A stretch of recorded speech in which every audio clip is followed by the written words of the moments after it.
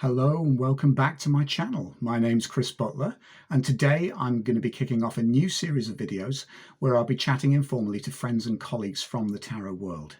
There's also tea and cake thrown in for good measure. I've met some fascinating people during the course of my tarot journey, not to mention some incredibly wise ones too. I want to introduce you to some of these people so you can benefit from their wisdom and experience just as I have. And who better to begin this journey with than the amazing Marion Kirk? I had so much fun chatting with her, and as you'll see, she's like a fizzing bomb. She's light-hearted and hilarious for sure, but her connection to the cards runs deep, encompassing 4 generations of family tradition. Marion provides consultations and mentoring to a worldwide clientele. She's a frequent conference speaker and a regular contributor to the Esotoracle Magazine. She's also written the companion book for the Wandering Moon Tarot.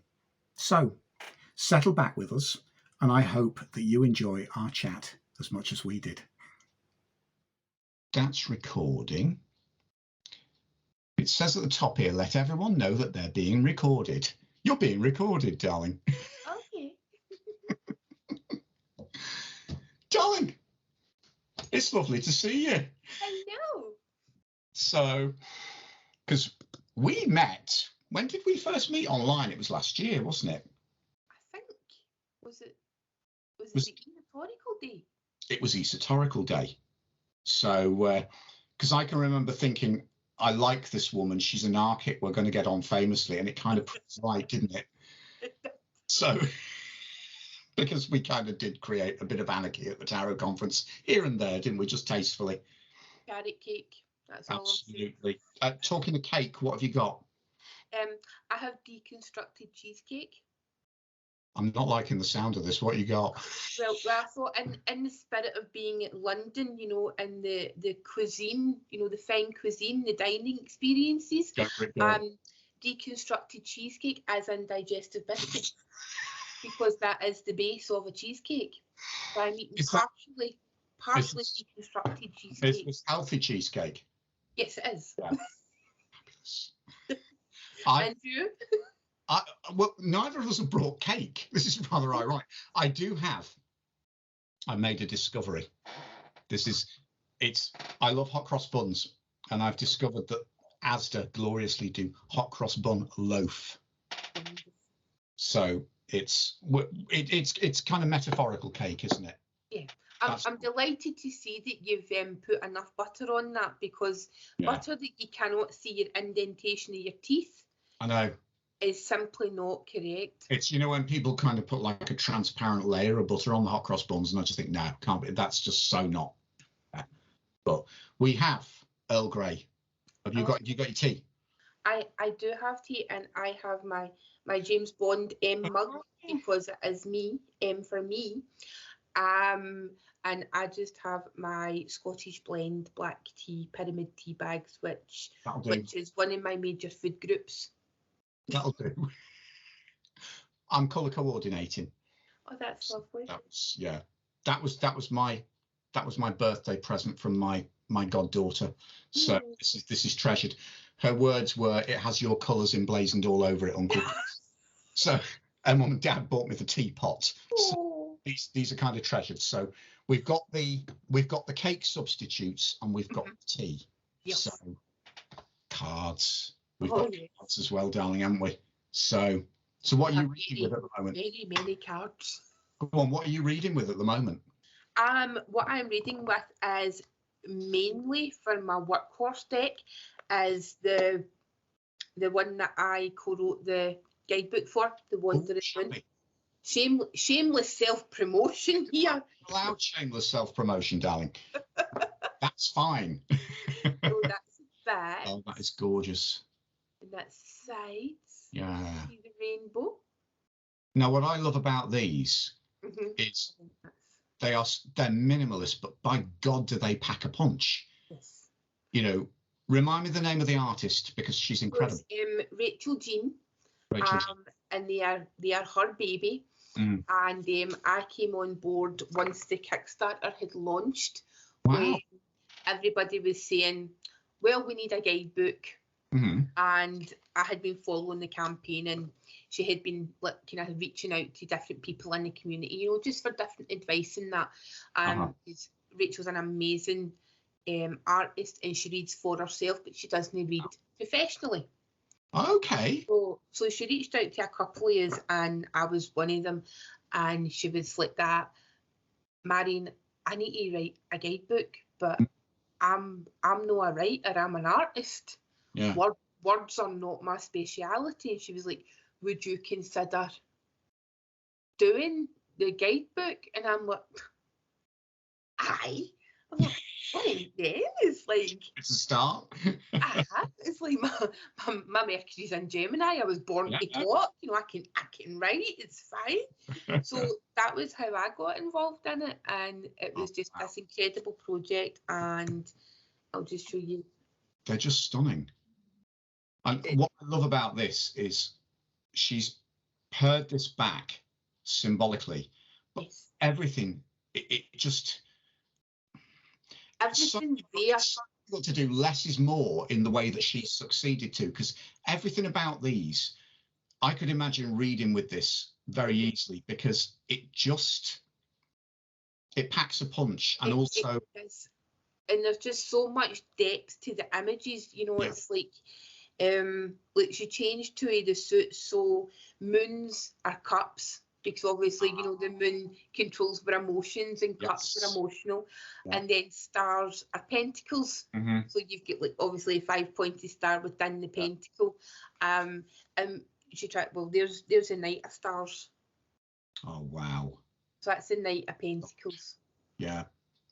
You know, so she wanted it to be as neutral as possible. And a simple image says so much. Yep. And then very much like kind of looking at it from the point of view of, there might be some places in the world where if you draw, say, the Ace of Pentacles, people see a pentacle, but they think, oh, that's a, you know, like ignorant people think, oh, that's like devil worship or something, you know. So all these things were taken into consideration. You know, so it's just an amazing project, and I'm so grateful to have been involved in it. But I think works both ways. I mean, I think that's the beauty of this, isn't it? I mean, it's a really symbiotic partnership. You've been able to give an extra dimension to her illustrations through your descriptions, you know, and yet, I mean, as a writer, I mean, being presented with images like that, just it's a joy, isn't it? You know, I mean, I just think somebody, you know, I'm getting paid to describe these incredible images. Exactly. You know, it's wow, yeah. She just, it's so funny because she's in Australia. I didn't realise. Yeah, so we met through the power of Instagram. Wow.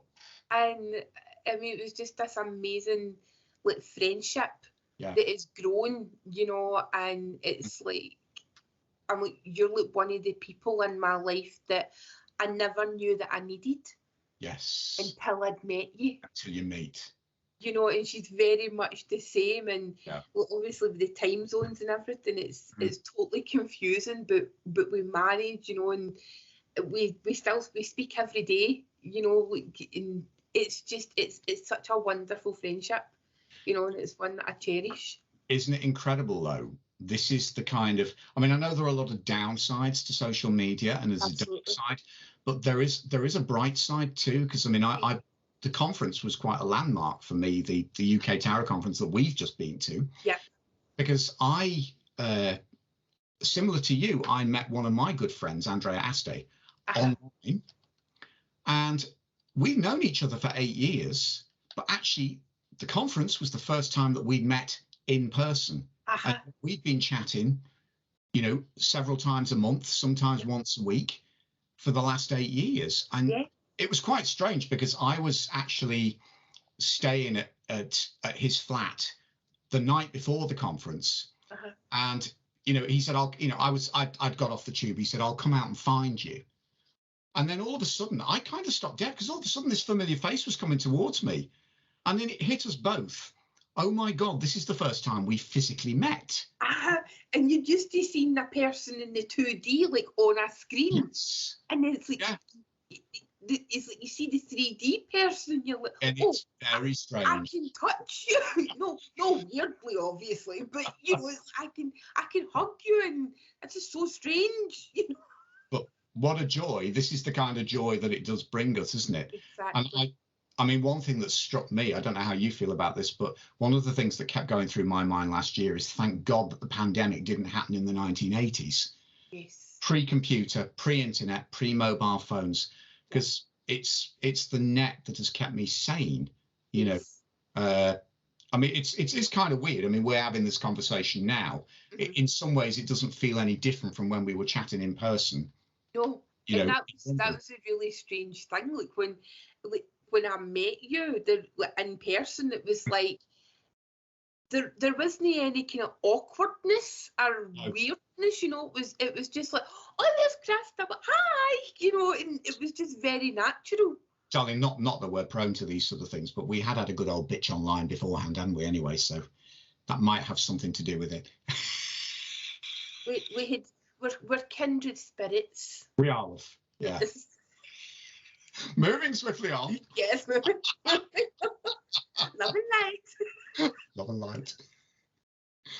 So, this was this published through Kickstarter? Yes, it was a Kickstarter project, and fully funded in 35 minutes. Wow, I'm not surprised. Yeah. Mm-hmm. Yeah. So, is it still available?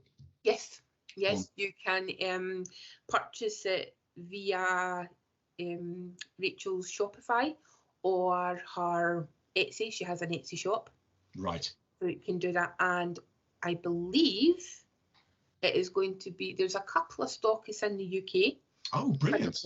And I believe we are working on something just now where it may be stocked in somewhere very famous. Oh, really? Yes. Oh, darling. Somewhere magical and somewhere very fun. So you're elevating to a higher sphere, darling, already.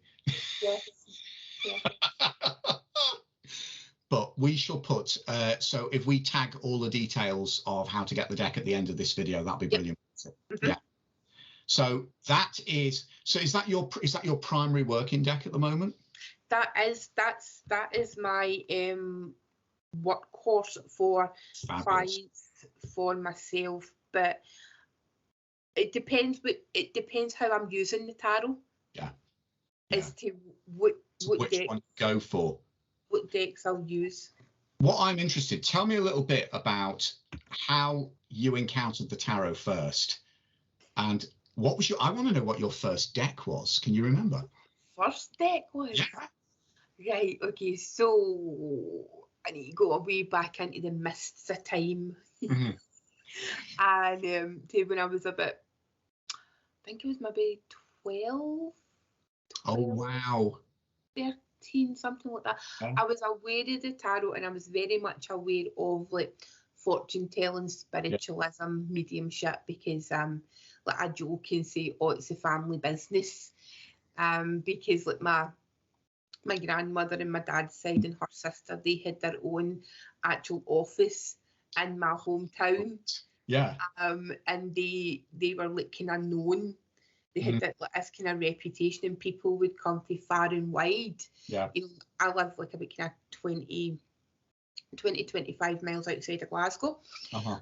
And people would come from Glasgow, you know, and come through to where I stay. And like back in the kind of 70s and 80s, you know, it wasn't really something that people done. You know, cars weren't as prominent in people's lives, so it involved getting at least a couple of buses and a train. You know, but they would come because their reputation was so like amazing. Mm-hmm. And I actually had the privilege of reading for a lady in the middle of Glasgow who when she was like a young woman had got her fortune read by my grandmother. Oh, wow. And did you not realise until... No, not a clue. That's amazing. And she said to me, you know, it was just like one of the conversations afterwards. Yeah. And she says, you know, I've not had a reading like that since I was just a young woman. And I was like, all right. She goes, where is it you come from, Marion? And I told her, and she was like, that was where I went. And I was like, and what was the lady's name?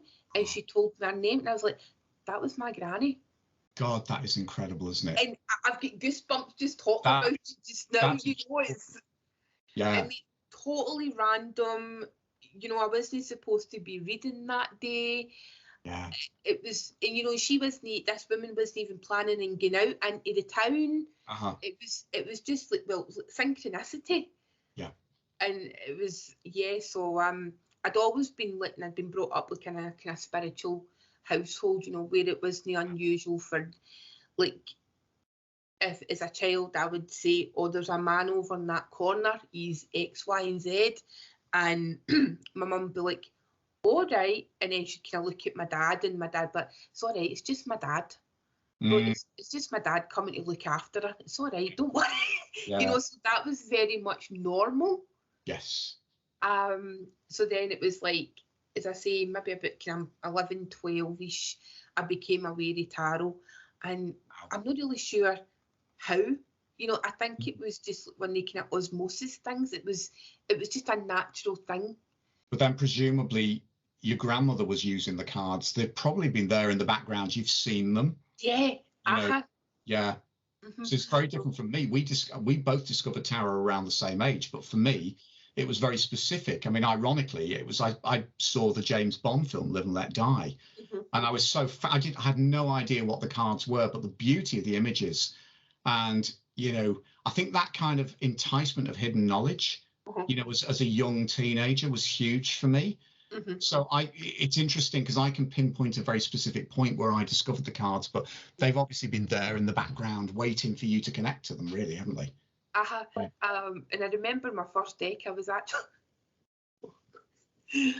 actually playing truant from school. Oh, darling, you didn't do that sort of thing, did you? I did. I'm such a rebel.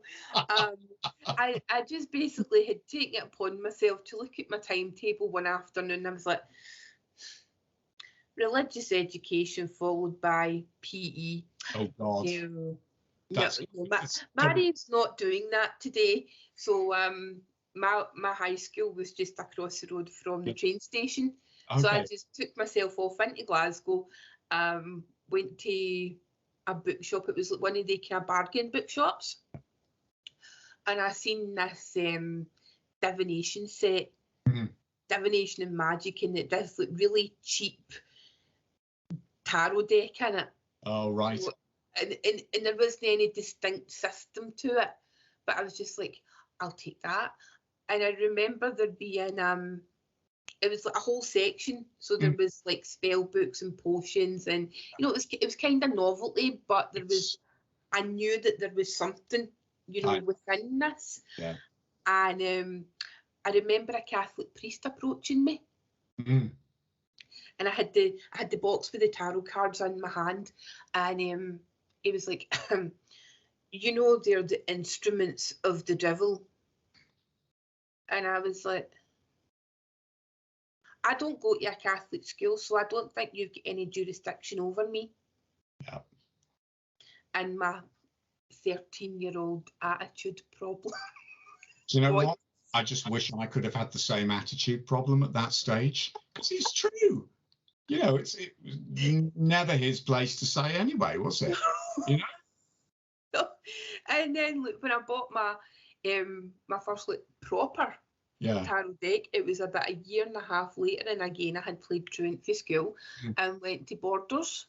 There used to be a huge big Borders bookstore in Buchanan Street in Glasgow, and they had an entire esoteric section. Yes. And I bought the Dragon Tarot by US Games. I remember that. Yeah. I've still got the deck. And then I bought the Universal Weight. Oh, yeah. Which I always found there was just something, and I think it was the King of Swords. You know, it was like a warrior king. Yes. and there was just something that I really identified with that particular card. So they were my kind of first two proper decks, and again there was another priest.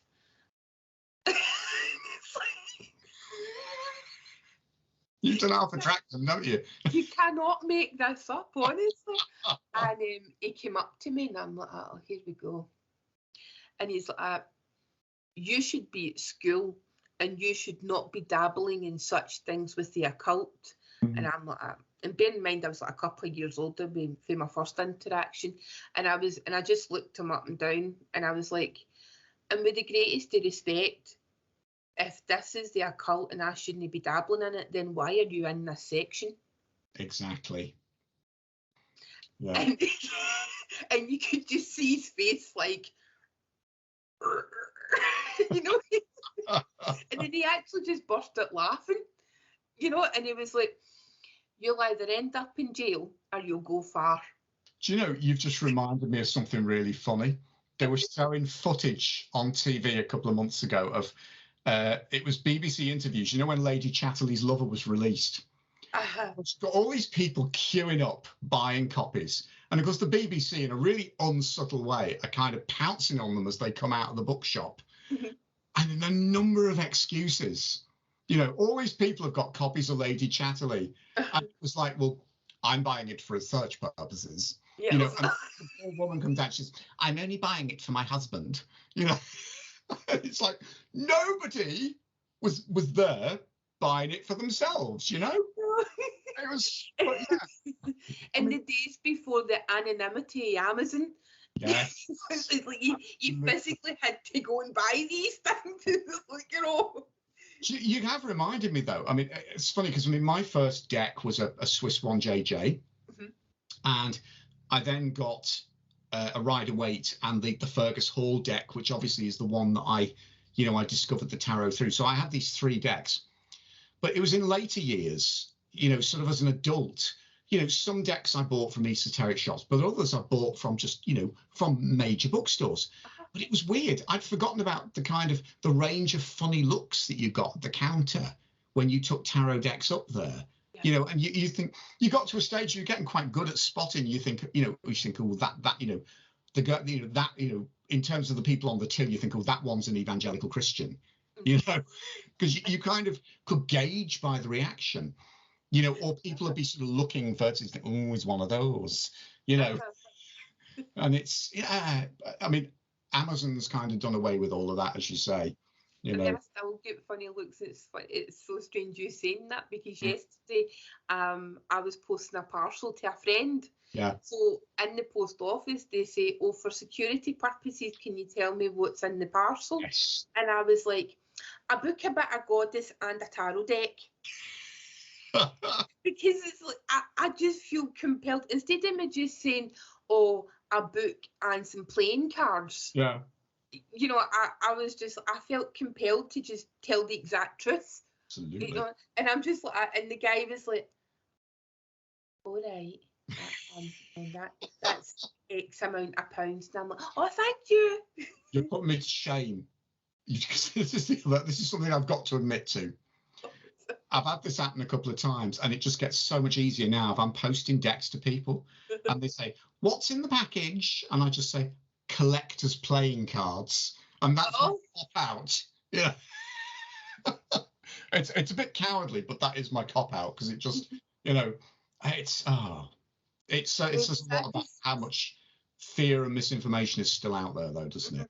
I just say things, you know, and it's like be telling the truth. It's like there's some situations like obviously when I used to work in the Muggle world, you know, it was like I worked in like criminal justice, so you would never think that was the kind of place that tarot would be discussed. Oh, you'd be surprised. I was very open about it, and like the majority, like I've read for judges, I've read for JPs, I've read for police officers, senior police officers, lawyers, QCs. You know, and it's hilarious because you can almost put the kettle on for it, for the justice card coming out.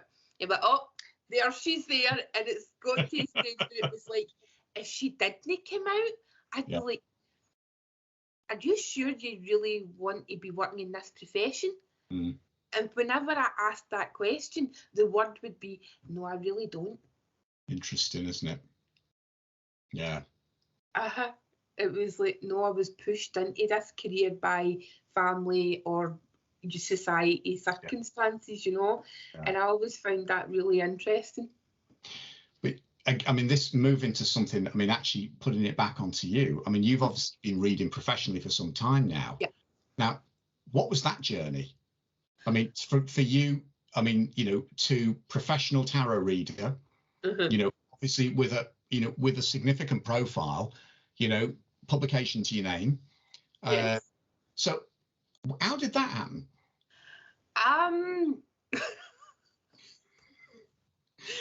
It was a really difficult, dodgy Saturn square, is what I put it down to. I, like when I was saying earlier, like I bought my first tarot deck and that I started reading right away. You know, and how it came about was I had my feet, I'm quite tall, right? So I'm 5'11", right? And my feet were always in proportion to my height, right?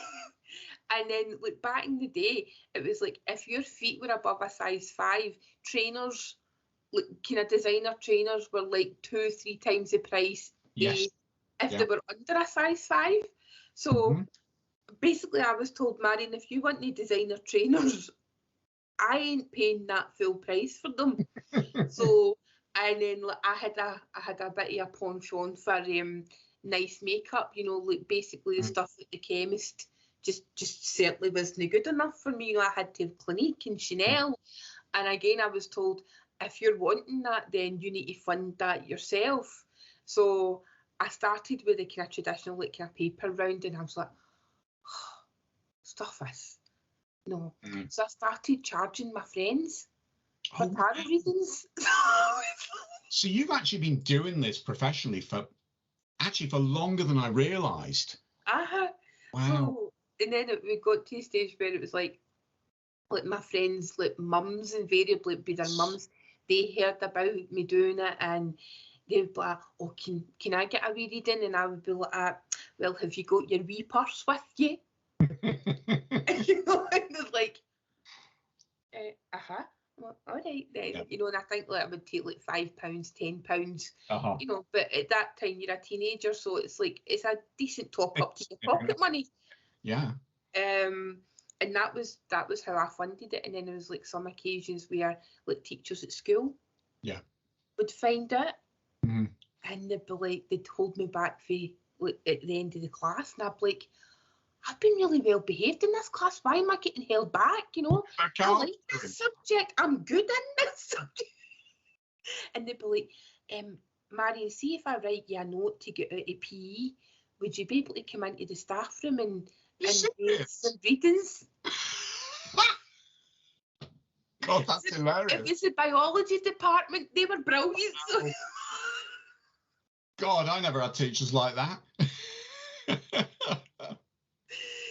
So that was me. So I used to do things like that, and then the art department as well. Oh, they loved it, you know. So it's always been in the background, you know. It's always been like my kind of, like, to use a kind of an Americanism, my kind of side gig.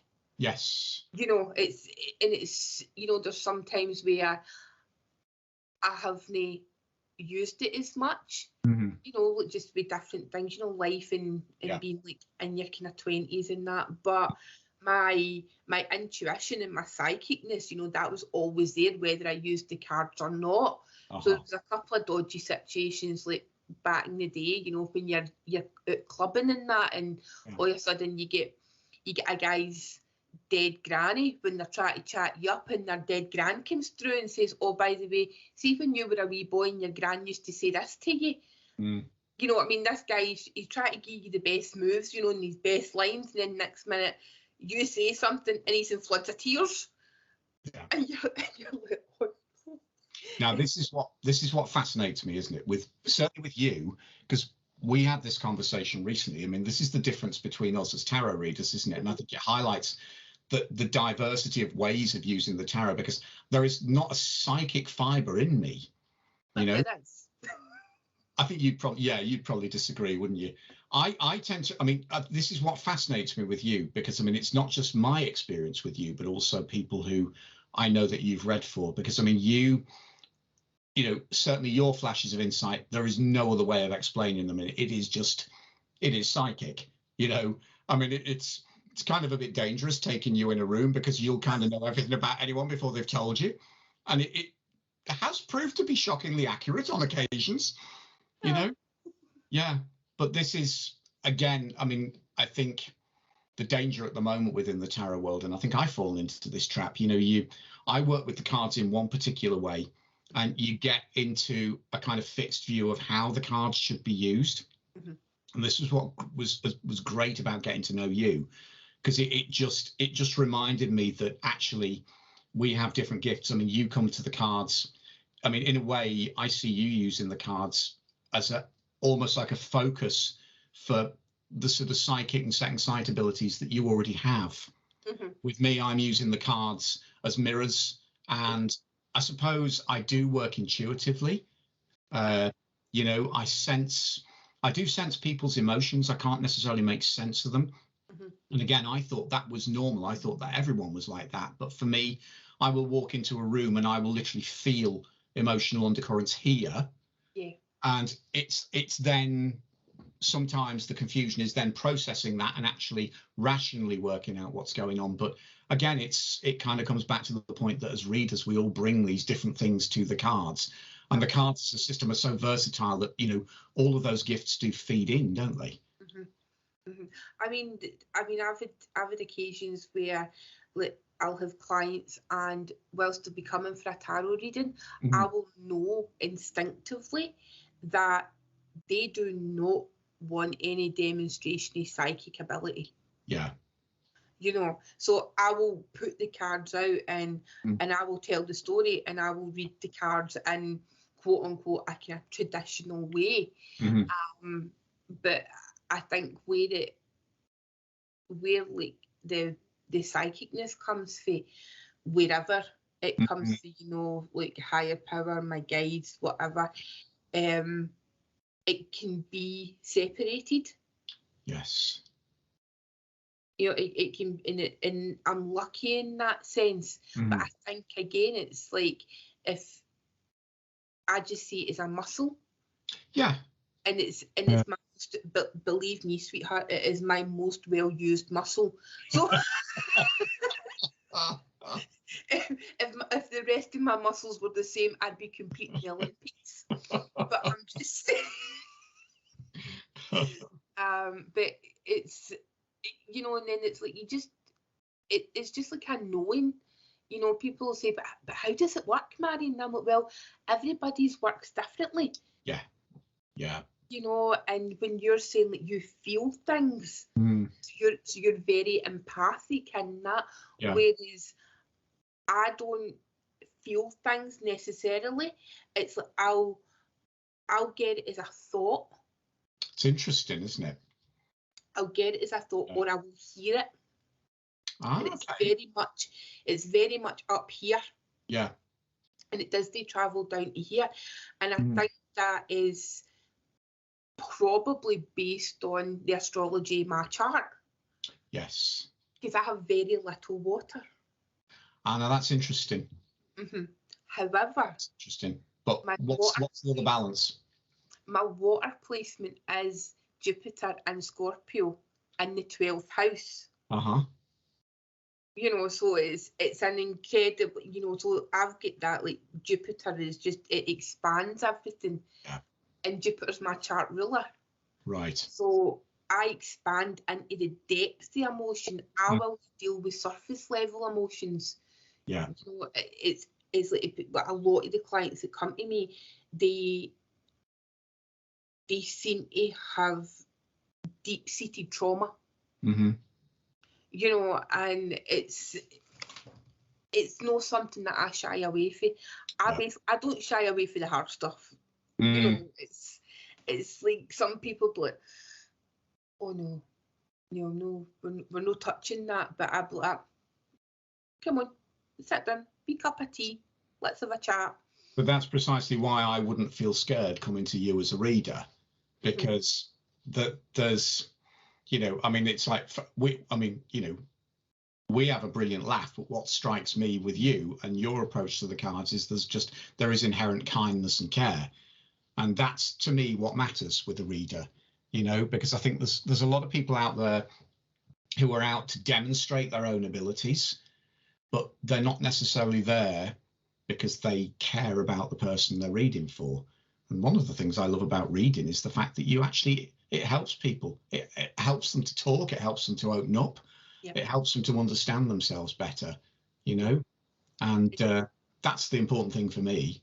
It still blows my mind, you know, people will contact me and they'll say, you know, Marion, you've got no idea the impact spending that time with you had in my life, and they'll say to me, like, after my reading with you, I was able to do X, Y, and Z that I never thought I'd ever be able to do, and I'm very much, I always put it back in them, you know, about that, like, I maybe just kind of opened that door and showed you your potential, but everything that you've achieved is you.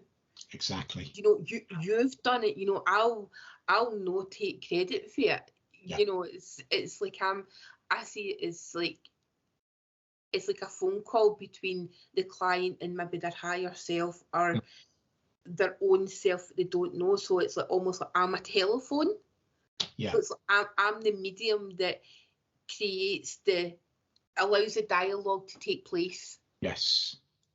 You know, and that's very much how I see myself. You know, I don't see myself as, oh, I've got this wonderful thing and I'm going to make you. No. But then to me, that's why you're a genuine tarot reader. There's plenty who aren't, you know, but then, you know, that's, you know, we do this because we have a passion for it, and it does, you know, it allows people to unpack what they need to unpack. And as you say, we kind of, I think as a reader, I don't think you don't do that. You kind of facilitate the space to allow the person you're reading for to do that themselves, don't you? And it's, you know, I mean, I've always thought, you know, I can't take the place of a therapist. I can't take the place of a medical professional. But there are certain times in life where a reading will just give people a nudge to set the wheels in motion themselves. I mean, then sometimes they need to go and seek professional help. Absolutely. But sometimes it can just be that nudge that helps people to. And sometimes it can be where somebody just has never been given the opportunity to speak. Yes. Environment where they felt safe, that they're able to verbalise what's going on either in their head or in their heart. You know, and that's one of the things that I work predominantly online. Very rarely do I do in person. And that was before the pandemic, you know. It was like going to kind of psychic fairs and that. I was just, oh no. You know, it's this is no my cup of tea. You know, it's like, no. That's actually quite reassuring, because I did a couple and found it really not healthy. No.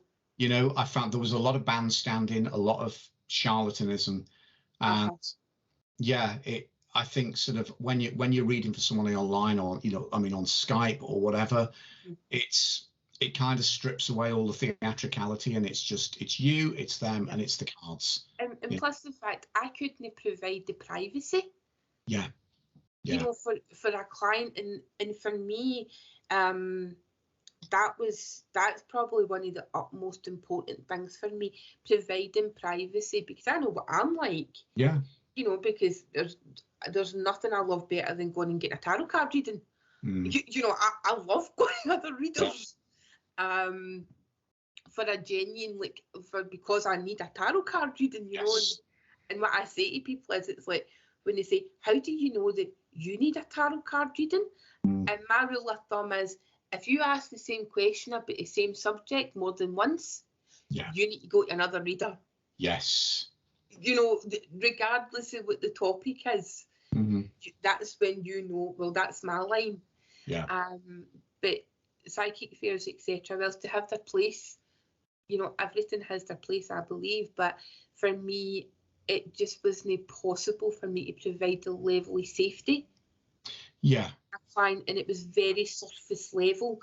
And then you had individuals who were kind of coming up and crowding the table and listening in to somebody's reading, and I just felt really uncomfortable with that. You know, almost like you were a performer. Yeah, this is kind of, actually it's quite reassuring for me, because I did a psychic fair once and a craft fair, and it was, both were really counterproductive. And this has hit the nail on the head, because there isn't the privacy. You know, people would come up to the table, sometimes for the right reasons, sometimes for the wrong reasons. If it was the right reasons, they couldn't relax enough because they didn't have the privacy. And very often, if they were coming up for the wrong reasons, it's because there was this unhealthy curiosity about what you were doing, and also sometimes wanting to listen in to what you were telling your client. Yes. So you just think, this is not the place, you know. And again, the beauty of online technology, it gives you that privacy. Exactly. So exactly, yeah. And it opens up the entire world, you know. And it's something that I often wonder. Obviously, like my grandmother, she's in spirit, and my great aunt, they're in spirit, and I just wonder, like, what they would have thought. Yeah. You know, like, because they had like, obviously, like, their reputation and word of mouth just spread, but it was still very much within like a kind of certain radius. You know.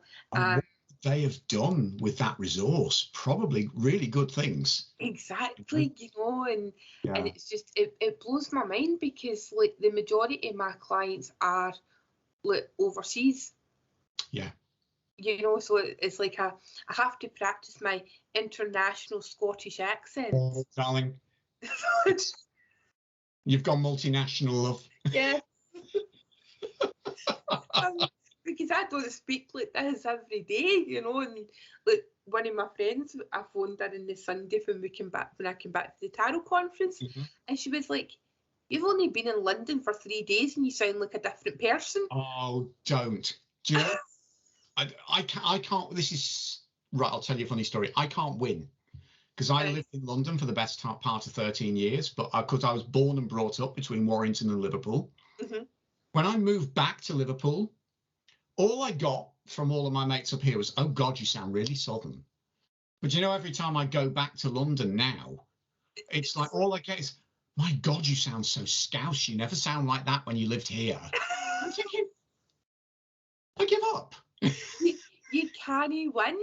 You know, you really can't. And I'm just like, right, okay, so I've got like about 5 different dialects for like 5 different groups of people, you know, and I'm just like, It's a good job my Mercury's in Gemini. It's fine. That's why we get on. Sun sign Gemini, Mercury in Gemini. Yeah. Yeah. It's a bit of a lethal combination, isn't it, darling? You think it and I see it. God, that is lethal.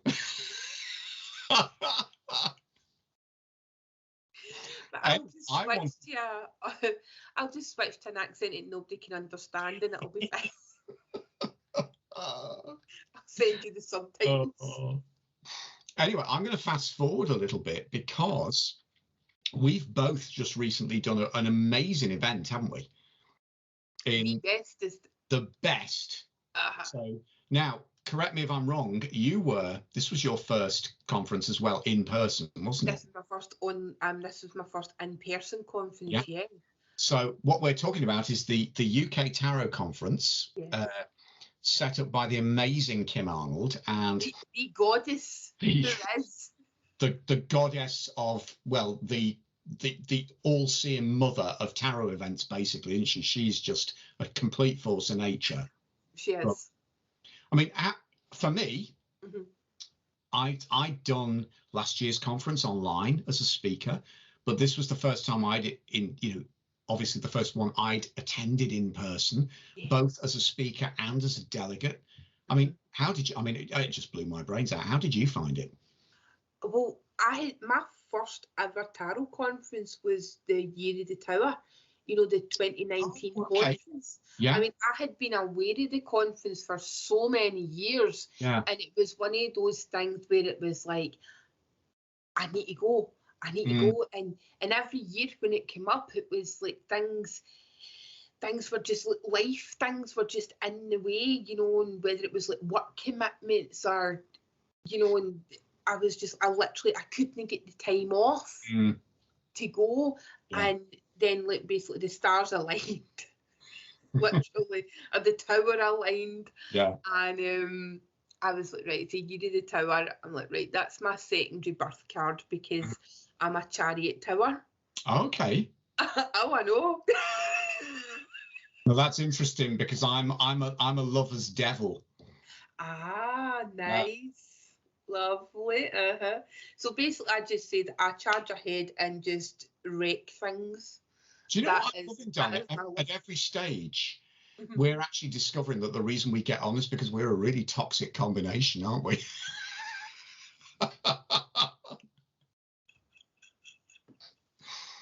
Anyway, I cut across you. Go on, conference. All right. So that was my first year going in person, and it blew my mind. You know, I was like, I never ever want to stop going here. You know, and I had went with my friend, and you know, they had like all these grand plans, and they were like that to me. So, what's your plan for the conference? And I'm like, So this is your second in-person conference. I'm getting mixed up, isn't it? this was the first time I'd went in 2019. So Right. it was like, Yeah.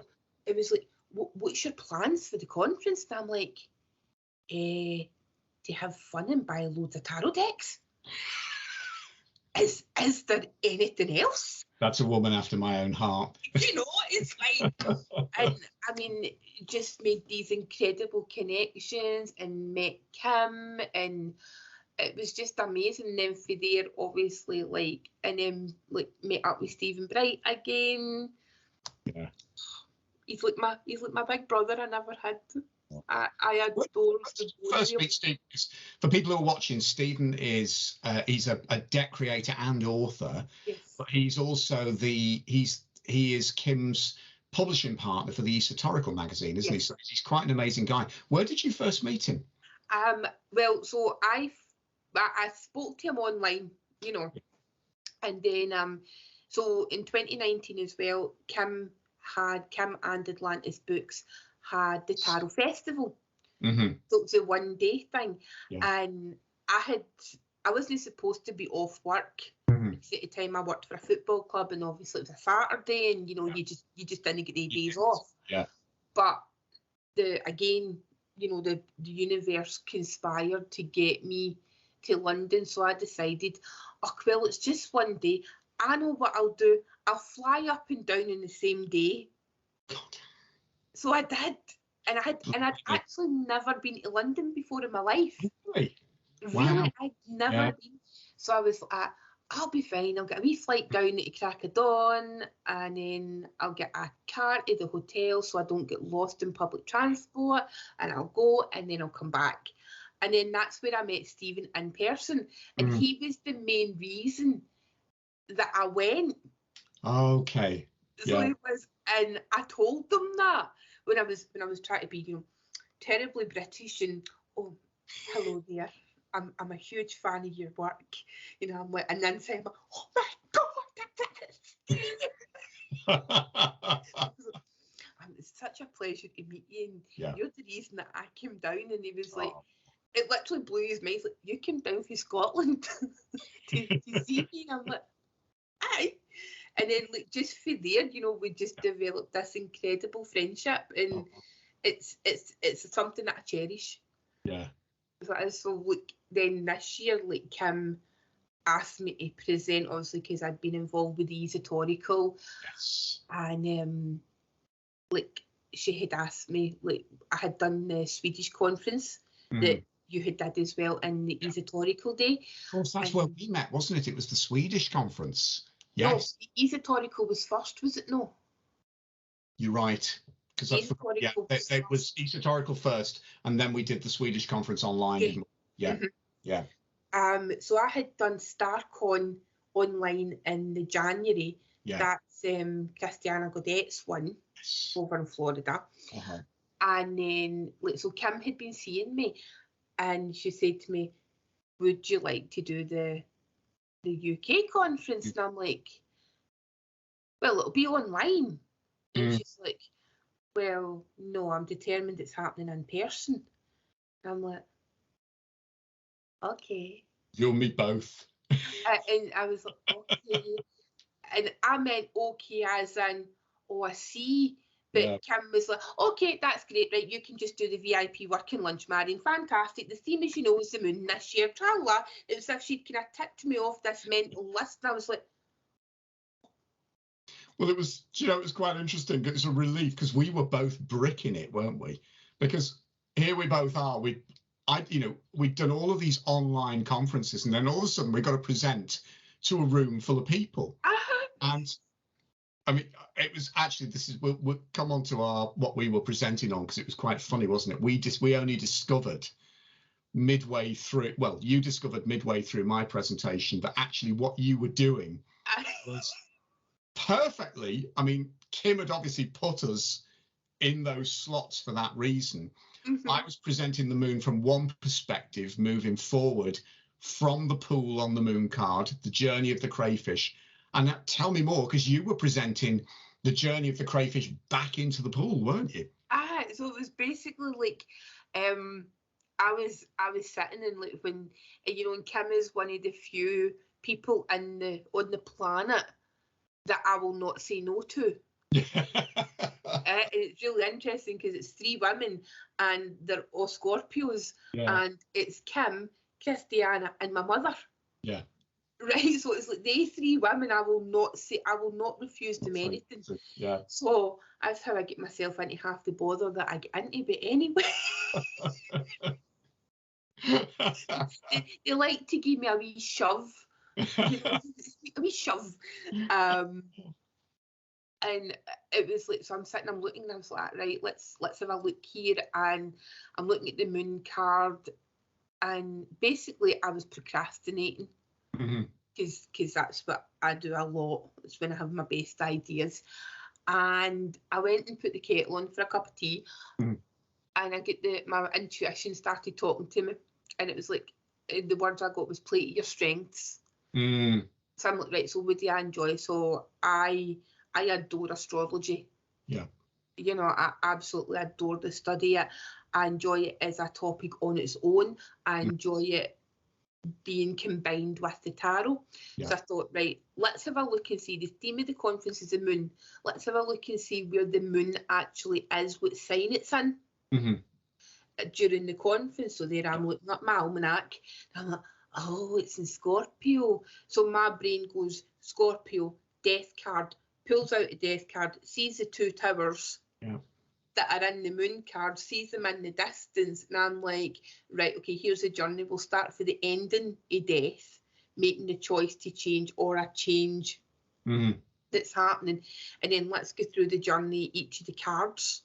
Wow. Between death and the moon, and let's get a question for a spread based on the energy of each card. Yeah. So, like, when it came to temperance, it was like, so temperance is a card to Sagittarius, it's a fire card. I see it as alchemy. So whatever's ended in the death card, or whatever you've chosen to end, you need to change something. So it's like you take the you take the choice that you've made for something to change. So you take it to temperance, and then you need to add something. Yeah. To alchemize it, to make it something different. And, you know, and it can be applied, and it just goes so on and so forth. So like the devil is like temptation. So what can tempt you away from this path that you've decided? You know, so it just went on like that until we got to the moon. And the wonderful thing about it was that you could use it for anything. Yes. Yeah. You know, it was like, it didn't need to be like somebody had physically left you or somebody had physically passed away. Yeah. But absolutely, you can use it for that. Or it could be like a journey where you've got you make a decision maybe to change your lifestyle. Yeah. You know, maybe change how you eat. maybe change, you know, something like, or walking away or ending a relationship. So whatever topic you decide to use, you can use these questions and you can use that spread just to get enlightenment and just to know yourself better, to basically dig into the shadows of yourself. Yeah. Isn't it fascinating though? I mean, this was the joy of the conference. We'd actually, all of us had written these presentations on the moon card in isolation, not knowing what everyone else was doing. Obviously Kim knew, and you know, and I kind of, you have the reassurance that if you are crossing over with somebody else, Kim will tell you. Yes. Because I mean, none of us did, but I think we all found the same thing, didn't we? We'd all picked up on common threads, but from really different, unique perspectives. And that was the joy with yours, is that we realized we'd kind of almost done the opposite journey, because my presentation was kind of taking the visual cues from the Waite-Smith moon card, you know, and taking the crayfish coming out of the pool as a symbol of, you know, things emerging from our subconscious, you know, that needed to be faced and dealt with. Its journey up the path between the towers and then over the cliff. And then again, I took the death card as the cue, because you see those towers from the other side. So my presentation was about the crayfish, in a way, transmuting and going through the death process as we resolve our issues. And yet, but I mean, again, I mean, somebody said to me, what was the highlight of the conference? And the problem is, it's really difficult to pick, because everyone, I mean, it was, I think that was the joy for me, is that everyone's presentations were so unique. You know, I mean, you had, is it Lara Van Zuyden? I mean, she kind of, oh, that was incredible, wasn't it? All of the sort of, she went into all of the sort of occult associations of the moon, the sort of, you know, all of the sort of goddess stuff, 19th century occultists, ancient myth, an incredible presentation.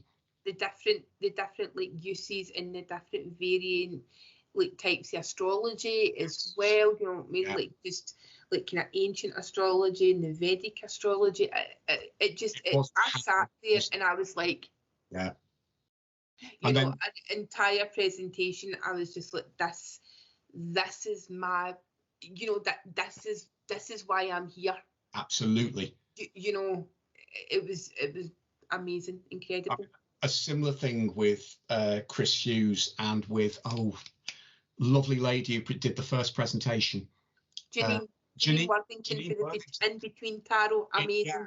I mean, incredible insight. I mean, the way she was particularly looking at the moon, but relating it, the sort of, you know, the journey from the star through to the moon, through to the sun. Chris really connecting in his understanding of Kabbalah, his tree of life. the only occultist that would dare to make a tree of life out of emojis. Especially every time I use an emoji now in my message, it's like see it in the same way. It's I literally see that placement in the tree of life. It's like, you know. And if I use like one quite a lot, I'll be like, oh, clearly I'm kind of in that energy today. All right. It's like, that Sephira wants to talk to me today. Okay, then. Yeah. But I mean, all the laughs, all of this incredible knowledge brought together, but just the sheer, I mean, where else would you get to sit in a darkened room and actually listen to John Matthews reciting ancient sagas while being accompanied by Caitlin Matthews on a lyre? I mean, you just don't. And I think the magical thing, one of the amazing, incredible things about the conference is it's like we, and you as well, you know, like I've got your decks. Yes. You know what I mean? I've got your decks in my tarot trolley, you know, and then it's like you see this person's name and then all of a sudden you go to this incredible place and you meet the person. Yes. And their work makes so much more sense, doesn't it? You know? I think it's just the absolute thrill and honour of being able to breathe the same air, being in the same room, is that level of knowledge and creativity, and it's just something that is so special. I mean, I think both of us, I mean, I think we both came away from that conference, and I think it was certainly, for me, one of my most formative experiences in my whole journey with tarot. Yep.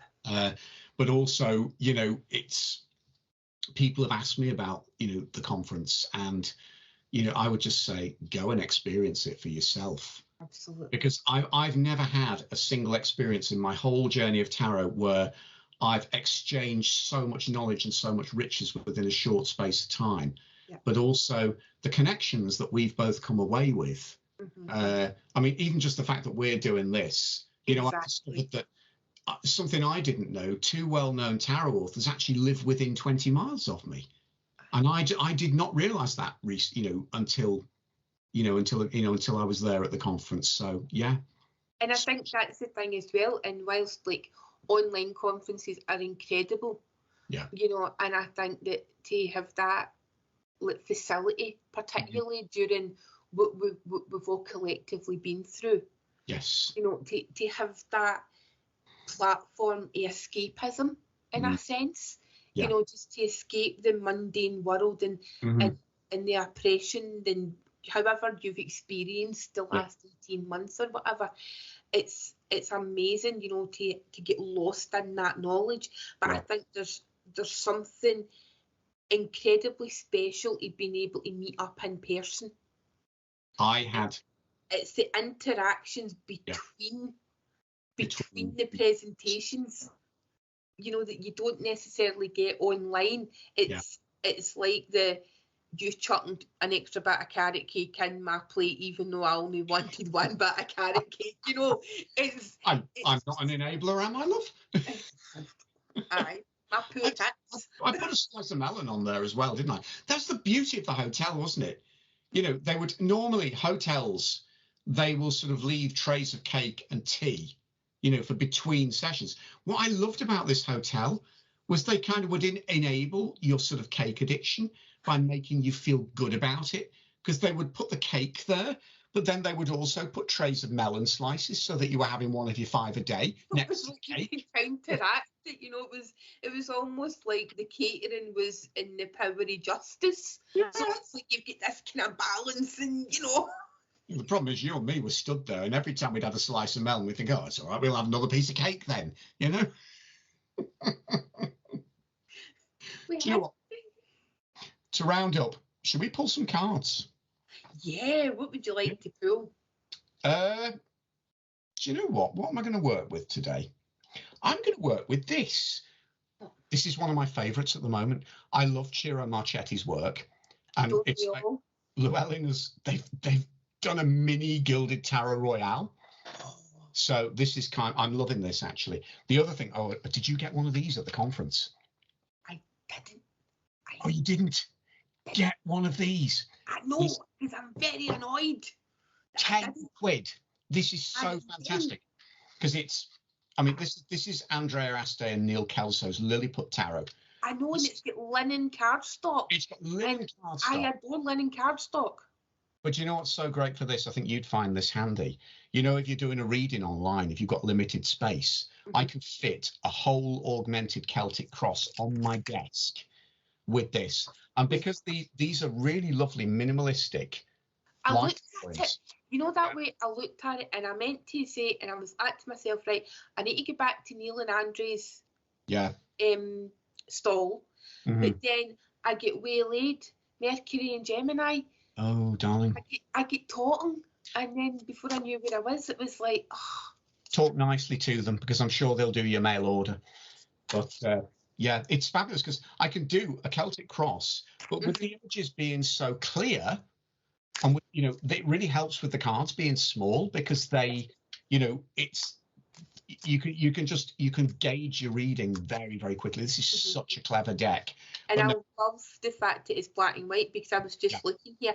It's like when you were saying to me, like, I'm using like my Wandering Moon, almost exclusively, but the other deck that I'm using for my personal work, for when I need to go deep, I'm actually using Murdery Crows. Oh, right, yeah. It's for Scarabeo, so it's What's his name again? I remember that deck. I can't remember who did it. Oh, why is it not in the box?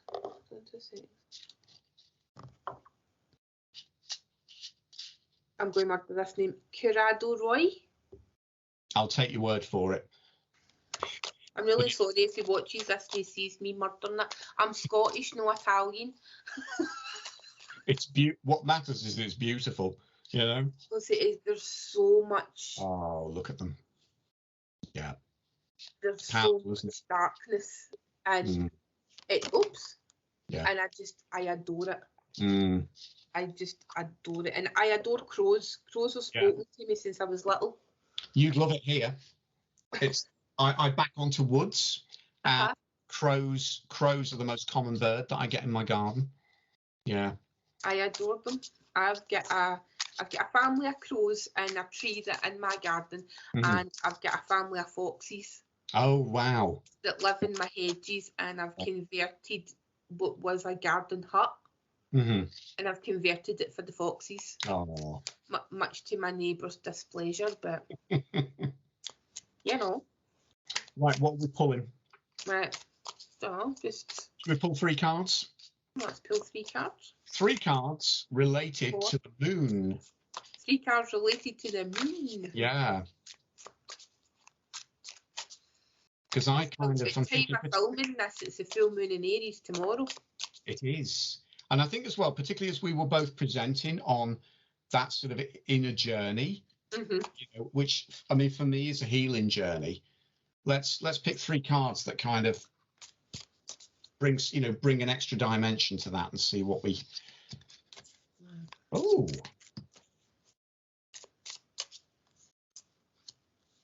Oh, no, that's interesting.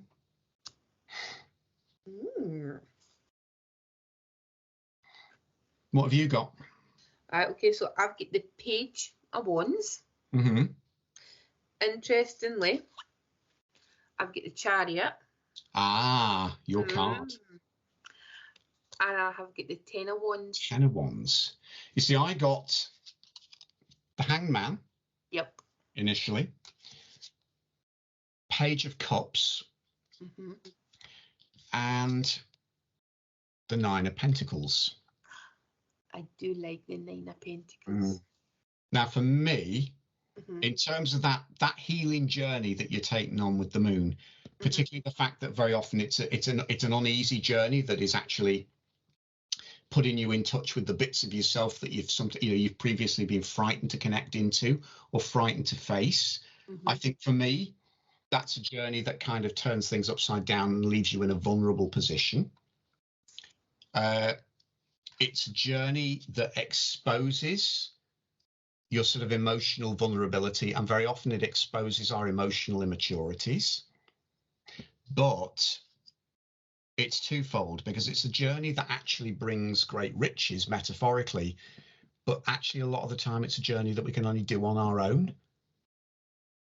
You know, certain things that you just have to face yourself, don't you? And so that's kind of how I see it. What about yours? So what I'm picking up and what I'm feeling is, so the Page of Wands is a fiery element, you know, so it speaks to learning to harness my inner fire for the healing journey.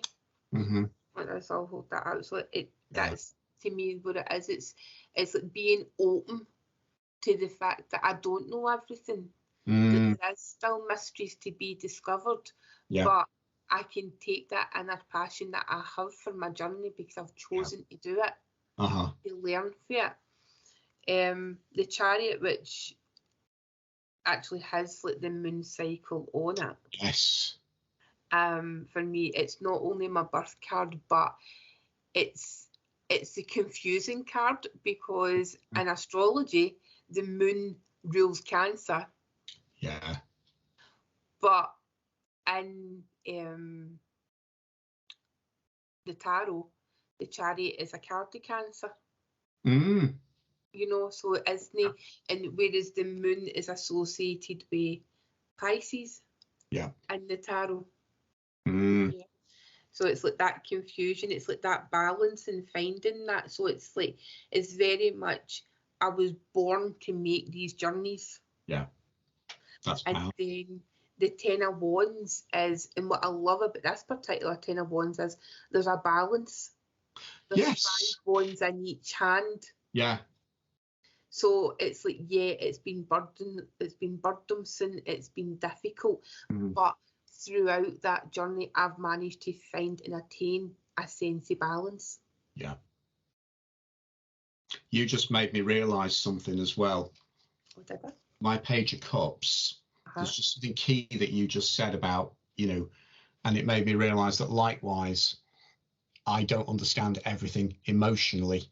So that journey makes me have to face my, not just my vulnerability, but also my emotional immaturity and my need to learn, my need to grow. And you know? you can, one of the ways that you can do that is by, because it's incredibly difficult for Gemini suns to harness emotions, because you're ruled by Mercury, you know, everything is in your head. Yeah. You know, and it's difficult to find ways to express your emotions. Yeah. You're very good at verbalizing your emotions. Oh, totally. You can talk your emotions, but you don't feel your emotions necessarily. You know, it's like your emotions come from your throat chakra as opposed to your heart chakra. They sit here. And it's kind of, and it's also as well, very often I can be talking emotion before I've fully quantified what I'm actually feeling. Yep. Yeah, that's. So that's how you can use the energy of the moon within that. Do you know, I knew doing cards with you would be lethal. So, right, Marion's got me to face something I didn't want to already. Come on, love. Come to the dark side. Come on, I've got you. Do you know, we've been on an hour and 10 minutes. Have not, you'll need to edit it. I know. Joe, it's always a good laugh having a chat with you. This has been great fun. I know, it's great. And just thanks for telling us about your journey. You know, it's really lovely. So I am going to we will give everyone a list of all the things we've recommended at the end of this. So when I've edited it, and do you know what? We've done well. We won't have to edit out a single F-bomb because we haven't sworn. That's not bad for us, is it? Exactly. Yeah. A lot of and fudge. There isn't an F in cake, love. Only C's and K's. The only F there is in cake is faking. Faking? Fakers. Oh. I knew we'd find an F somewhere. Oh, wow. Baker's cake. Oh. We do it in the book. You're a treasure, darling, and thanks for a really wonderful chat. Oh, thank you for asking me. Have a great fun. If you've enjoyed our chat and would like to know more about Marion, do visit her website at www.marionktarot.com. The Wandering Moon Tarot is available to purchase from the-wandering-moon-co.myshopify.com. If you'd like to purchase the Lilliput Tarot, visit www.oracularium.com/shop. And if you're interested in booking for the 2022 UK Tarot Conference, visit tarotconference.co.uk. As for me, don't forget to hit the like button if you've enjoyed this video, and please do subscribe to this channel. Your support really does count.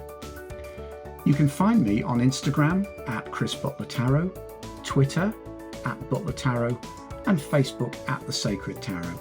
You can also visit my website at christopherbutler.cravado.com. Thanks for watching, and I hope to see you again soon.